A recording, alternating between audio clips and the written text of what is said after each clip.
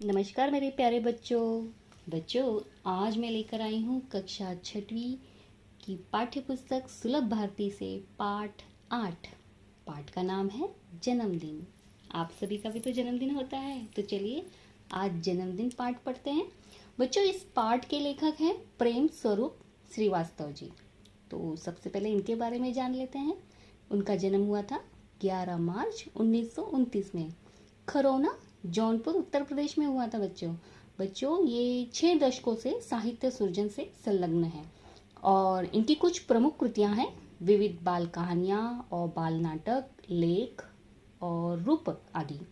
बच्चों, इस पाठ में प्रस्तुत कहानी है एक जन्मदिन। इस कहानी में पानी के महत्व को बताकर उसकी बचत किस तरह की जाती है उस पर ध्यान आकर्षित किया गया है। तो चलिए देखते हैं इस कहानी को। इस तरह से है। बच्चों, गर्मी पड़ने लगी थी। धीरे धीरे उसके तेवर तीखे हो चले थे। सूरज आग बरसाने लगा था, मगर इन सब से बेखबर हमारा बबलू अपने ही में मस्त था। उसे बाथरूम में घुसे आधा घंटा हो चुका था। शावर के नीचे उसकी धमा चौकड़ी मची हुई थी। आप समझ ही गए होंगे मैं क्या कह रही हूँ। कभी तो वो शावर के साथ नल की टोटी भी खोल देता।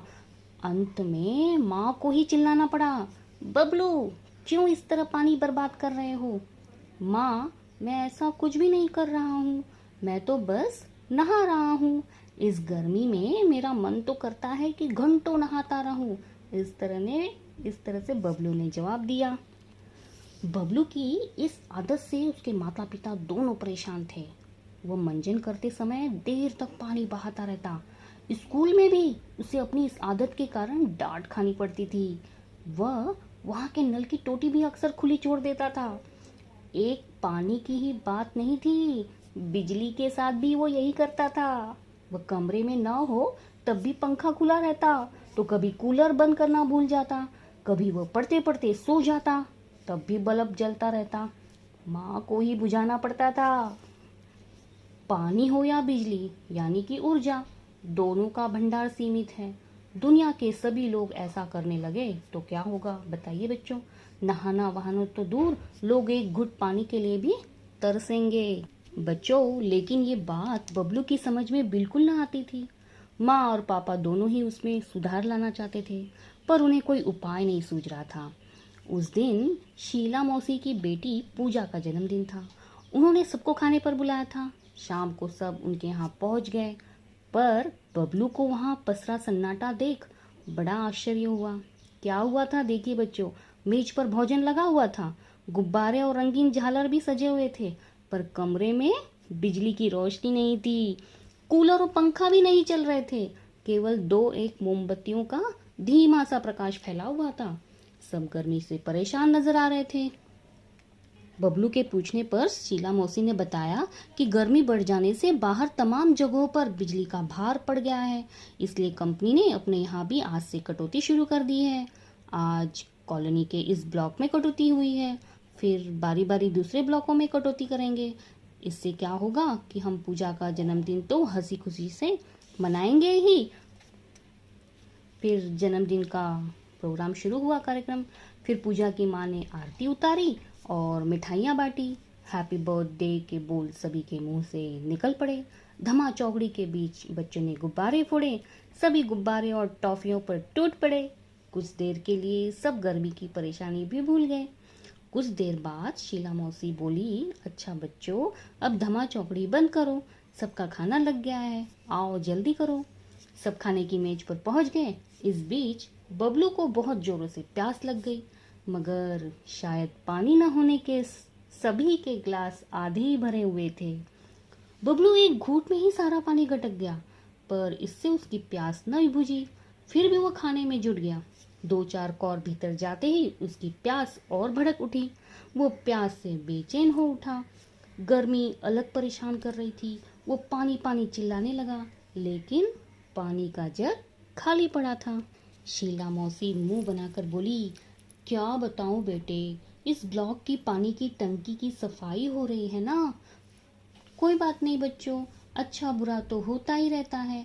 तुम लोग खाना खाओ, अड़ोस पड़ोस में देखते हैं, कहीं ना कहीं से पानी तो मिल ही जाएगा। लेकिन इस आश्वासन से बबलू को कोई राहत नहीं मिली। प्यास से उसका गला सूखा जा रहा था।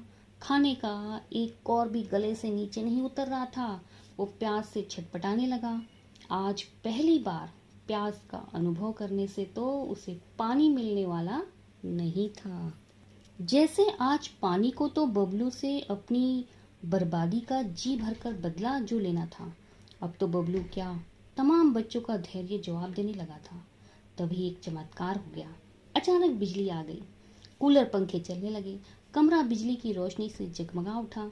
सभी बच्चे खुशी से चिल्लाने लगे। मगर बिजली आने भर से तो प्यास बुझने वाली नहीं थी। अंकल को भी अचानक कुछ याद हो गया।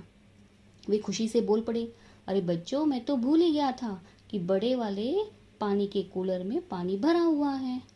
अगले ही पल वहां का दृश्य बदल गया। कमरा ठंडी हवा से भर उठा।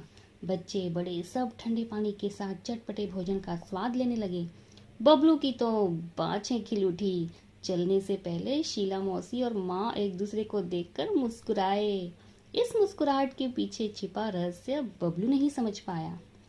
फिर जैसे ही घर पहुंचने पर माँ को बबलू किसी सोच में डूबा दिखाई पड़ा। बबलू कुछ नहीं बोला। शीला मौसी के यहाँ जो घटना हुई वह अब भी उसकी आंखों के आगे घूम रही थी। अपने आंगन की गौरैया की प्यास से खुली चोंच, बाहर सड़क की नाली में जीभ निकाले हाँफता हुआ टॉमी और शीला मौसी के यहाँ प्यास से सूखता उसका गला, ये सारे दृश्य उसे नजर आने लगे। पंखा कूलर जरा देर के लिए बंद रहने पर वो बहता पसीना, बहुत कुछ नहीं, अब वो ऐसा कुछ भी नहीं करेगा। बस उसे इस बात का पश्चाताप हो गया। माँ, कल से मुझे आंगन में किसी बर्तन में पानी भरकर रखना, इस तरह से बबलू ने कहा। माँ हंसकर बोली, तेरे कारण पानी बर्बाद होने से तो बचे, तब न रखें। माँ, अब पानी की एक बूंद भी बर्बाद नहीं होगी, बबलू आत्मविश्वास से भरकर बोला। मगर बबलू कभी ये नहीं जान पाया कि शीला मौसी के यहाँ जन्मदिन की पार्टी में जो कुछ हुआ वो एक नाटक मात्र था। उसे सबक सिखाने के लिए था। माँ ने चलने से पहले शीला मौसी को फोन कर बबलू की इस आदत के बारे में बता दिया था। शीला मौसी ने भी कुछ करने का भरोसा दिया था। उन्होंने यही नाटक किया जो कि पूरी तरह कामयाब रहा। अब तो बबलू खुद भी अपने दोस्तों को समझाता है कि पानी और बिजली अनमोल है, इन्हें भविष्य के लिए हमेशा बचा कर रखना चाहिए। तो बच्चों, बताइए आप लोगों को कहानी कैसी लगी। उम्मीद करती हूँ कि कहानी समझ में आ ही गई होगी, अच्छी ही लगी होगी। तो चलिए बच्चों, फिर मिलते हैं अपनी अगली वीडियो में। तब तक के लिए Go and subscribe to my channel. Also press the bell icon.